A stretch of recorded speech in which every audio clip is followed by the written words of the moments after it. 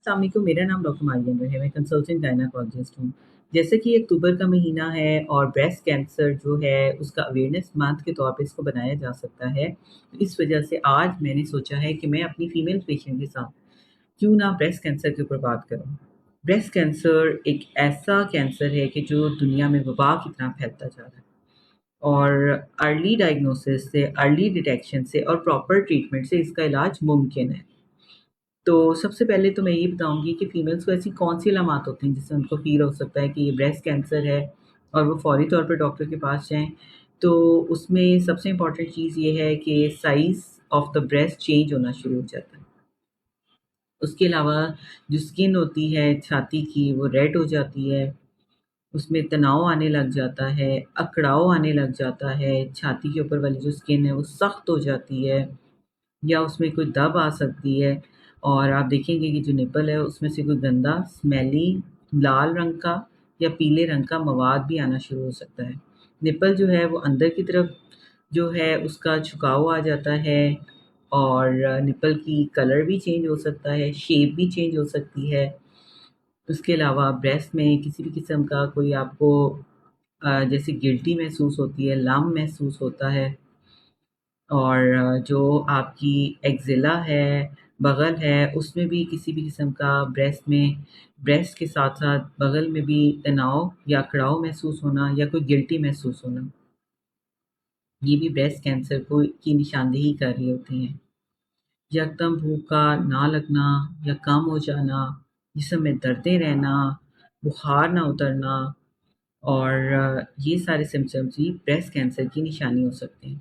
अगर आपको इनमें से कोई भी सिम्पटम्स फ़ील होते हैं, तो आप फ़ौरी तौर पे अपनी डॉक्टर के साथ रुजू करें और ब्रेस्ट कैंसर जो है ये अगर अर्ली डायग्नोज़ हो जाएगा, अगर इसका प्रॉपर ट्रीटमेंट हो जाएगा, तो पेशेंट जो है वो दोबारा हेल्दी हो जाता है और नॉर्मल ज़िंदगी स्पेंड कर सकता है। इस सूरत-ए-हाल में आपको सबसे इम्पोर्टेंट चीज़ तो ये है कि पहले खुद तरीका आना चाहिए कि ब्रेस्ट कैंसर या ब्रेस्ट एग्ज़ामिनेशन जो डिटेक्शन है, जिसके थ्रू आप डिटेक्ट कर सकते हैं, वो क्या तरीका है।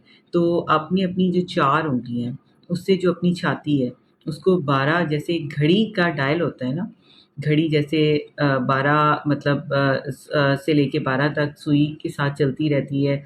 तो इस तरीके से आपने अपनी जो फ़िंगर है 4 उँगलियाँ उसको छाती के ऊपर रख के उसको आराम-आराम से दबा के निप्पल के आस-पास से ये सारा का सारा खुद मुआयना कर लेना फ़ीमेल के लिए ज़्यादा ईज़ी होता है।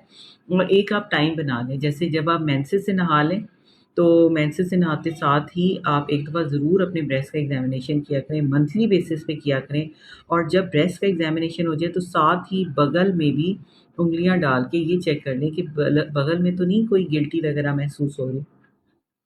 तो ये सबसे बेस्ट तरीका है अर्ली डायग्नोसिस का। जो भी टीनेजर गर्ल्स हैं उनको भी चाहिए, मैरिड फीमेल्स हैं, बूढ़ी औरतें हैं, मेनोपॉज़ल हैं, सबको चाहिए कि वो अपनी ब्रेस्ट का इस तरीके से मुआयना ज़रूर करें।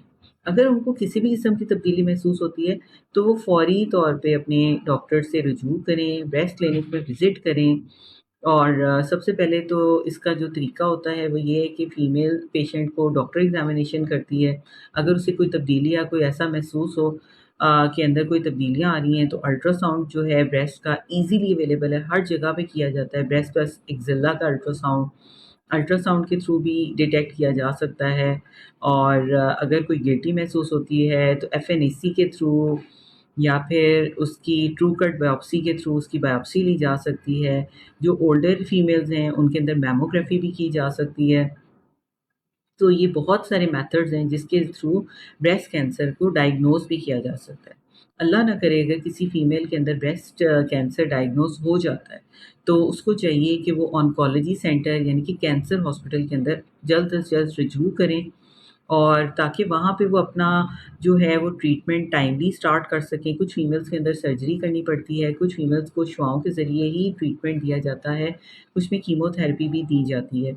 तो ये बहुत सारे मेथड्स हैं जिसके थ्रू कैंसर का ट्रीटमेंट किया जा सकता है। फिर इसका फ़ॉलो-अप आगे चलता है, कम से कम 5 साल तक फीमेल्स को साथ-साथ डिफरेंट टाइम पे बुलाया जाता है, ये देखने के लिए कि दोबारा इसकी रिकरेंस तो नहीं होगी।